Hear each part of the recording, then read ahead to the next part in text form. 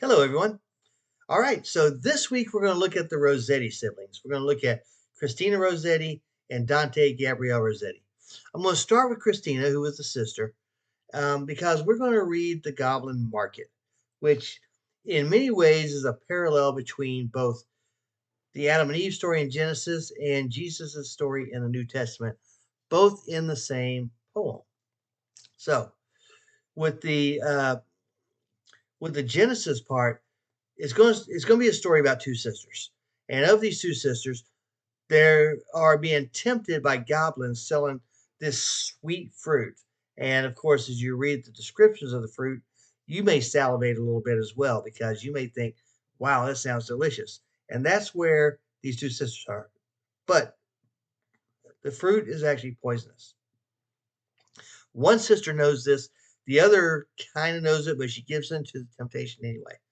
And think about the Garden of Eden story, where Satan disguised himself as a serpent, went into the Garden of Eden, tempted Eve, and said, "Hey, you know what? This is very sweet fruit. This fruit from the tree of knowledge.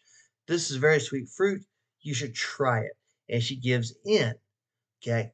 Well, that's what's going to be the case here. These goblins are selling this sweet fruit, and one of the sisters is going to give in to temptation. She's going to try it, and that's going to be the beginning of the end for her, as she is, it brings about the beginning of her death. But let's think about the New Testament. Let's think about how Jesus sacrificed himself in order to redeem the sins of others and to save us all. So that's what the other sister does in Goblin Market. She makes a sacrifice in order to redeem the sin of her sister and to save her in the end. And so think about those two stories as you read Goblin Market. Now, Dante Gabriel Rossetti, he was a part of what is known as the pre-Raphaelite movement. And what the pre-Raphaelites thought was the art prior to the artist Raphael was better art because it reflected truth, whereas Raphael and his contemporaries reflected idealistic existence in their art. So, so Dante Gabriel Rossetti says, "Hey, we're going to be pre-Raphaelites.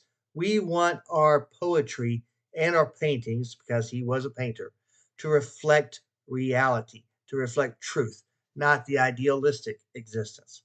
So he does that, first of all, with the Blessed Damozel, which the Blessed Damozel is a story about a young lady who dies. And while she's in heaven, she longs for the return of her lover. But it kind of turns that whole thing on its head, because think about here on earth. We lose a loved one and we think to ourselves, okay, we will be reunited with them in the afterlife. But this is a story where there's a young lady in the afterlife waiting for her lover to join her there. And so there's that. And of course she fantasizes about how when her boyfriend does die and joins her in the afterlife, they're going to meet Jesus and be reunited there. So there's that one. Then we've got My Sister Sleep. Again, this is a realistic poem. This is a poem that paints a picture of real life. And pay attention to the imagery as you read that.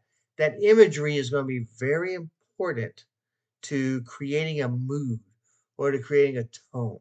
And that's what he wants to do with the way that he describes that night, that, Christmas Eve night, and the existence of the young boy and his mother, and of course his dying sister. So there is the realism or the truth in the art, as opposed to an idealistic existence. All right, so there's that. Now, do note that in the discussion, I'm going to ask you, does good art reflect truth, or does good art reflect idealistic existence? Do not take the coward's way out and say both, right? In fact, I actually say that uh, in the prompt for the discussion. Both is not an acceptable answer. Pick a side and then defend it. And if you do think it's both, that's fine, but you can't tell me that in the discussion posting. So, uh, does good art represent truth? Does good art represent an idealistic existence? Whatever it is, you have to pick a side and defend it in your discussion. And then, of course, you've got the paper to write as well. So that's this week. It is Christina Rossetti, is Dante Gabriel Rossetti, and it is the Pre-Raphaelite movement.